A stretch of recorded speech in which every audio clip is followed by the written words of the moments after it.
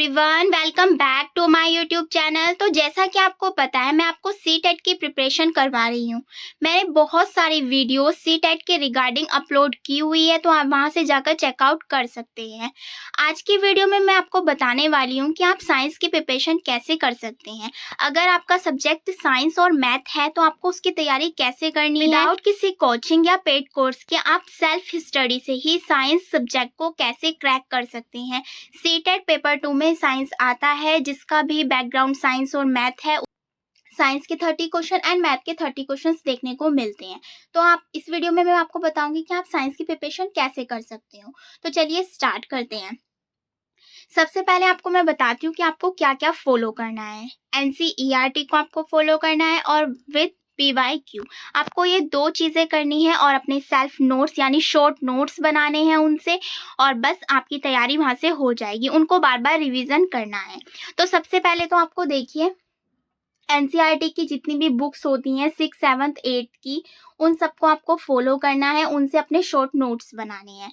इसके अलावा सबसे पहले आप सिलेबस देखिए। आपका साइंस का कंटेंट होता है, 20 मार्क्स का आपका थ्योरी आती है और 10 मार्क्स की आपकी पेडागोजी आती है। 20 मार्क्स का आपका कंटेंट 6, 7, 8 का जितना भी कंटेंट होता है, जिनसे क्वेश्चंस पूछे जाते हैं, वो आता है। तो ये टोटल कितने मार्क्स की हो जाती है आपकी? 30 मार्क्स की, क्योंकि सीटेट में पेडागोजी का बहुत बड़ा रोल होता है, इसलिए 10 मार्क्स इसमें सीटेट में पेडागोजी के आते हैं एंड 20 मार्क्स इसमें कंटेंट आता है। जबकि यूपी टेट में आपको कंटेंट देखने को मिलता है ओनली, लेकिन सी टेट में आपको कंटेंट प्लस पेडागोजी दोनों देखने को मिलती है।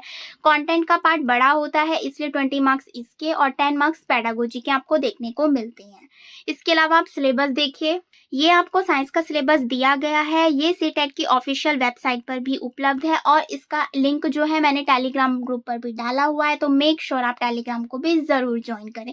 आप देख सकते हैं साइंस जो है 30 मार्क्स की पूछी जाती है, 20 नंबर का कंटेंट आता है, जिसमें से कौन कौन से टॉपिक्स आते हैं। इसके अंदर बहुत सारी चीज़ें होती है, यही बस ये नहीं सोच सकते आप केवल ये 6-7 टॉपिक्स दे दिए और हो गया। इनके अंदर भी बहुत चीज़ें होती हैं पढ़ने के लिए, तो आपको सब कवर करनी है। जैसे सबसे पहला टॉपिक है आपका फूड, जिसमें से आपका पूछा जाता है source of food, component of food, cleaning food. इसके अलावा मटेरियल, मटेरियल में जो डेली यूजेस की चीज़ें होती हैं वो सारी आती हैं। The world of the living, moving things, people and ideas. Next है how thing work, electric current and circuits, magnets. इसके अलावा नेचुरल फिनोमिना में से ज़्यादा क्वेश्चन बनते हैं, जैसे कि अर्थक्वेक से रिलेटेड क्वेश्चंस आ गए, नेचुरल रिसोर्सेज से बहुत सारे क्वेश्चंस बनते हैं। तो ये सारे टॉपिक्स आपको कंटेंट में कवर करने हैं।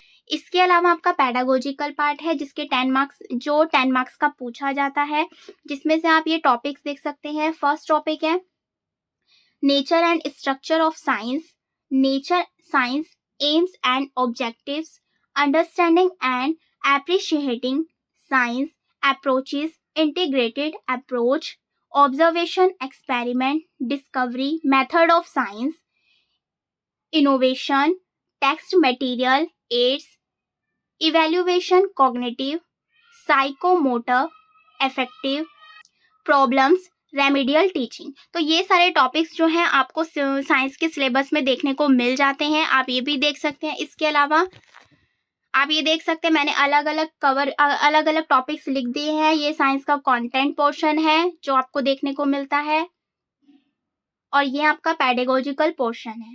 तो ये सारी चीज़ें आपको साइंस में कवर करनी होती है। इसके अलावा जैसे कि मैंने आपको बताया कि 6, 7, 8 एनसीईआरटी को आपको फॉलो करना है, शॉर्ट नोट्स बनाने हैं, वहां से आप अपने शॉर्ट नोट्स को तैयार कर लीजिए इन टॉपिक्स को पढ़कर। इसके अलावा आपको PYQ करने हैं।